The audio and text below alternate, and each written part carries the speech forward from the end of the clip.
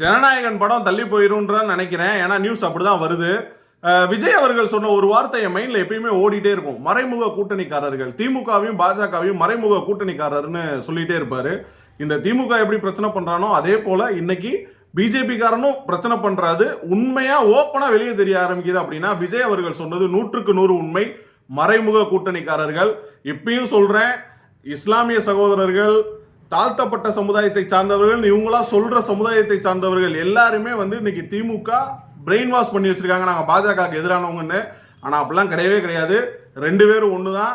மறைமுக கூட்டணிக்காரர்கள். விஜய் அவர்கள் சொன்னது 100க்கு 100 உண்மை. இந்த ஒரு இன்சிடென்ட்லேருந்து நம்ம தெரிஞ்சுக்கலாம்.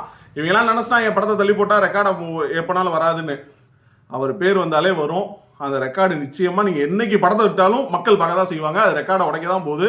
பிஜேபிக்கும் திமுகக்கும் மிகப்பெரிய அளவில் மக்கள் தீர்ப்பு கொடுப்பாங்க 2026 எலெக்ஷனில். இன்னும் என்னென்ன நினைக்கிறேன்னு பார்ப்போம்.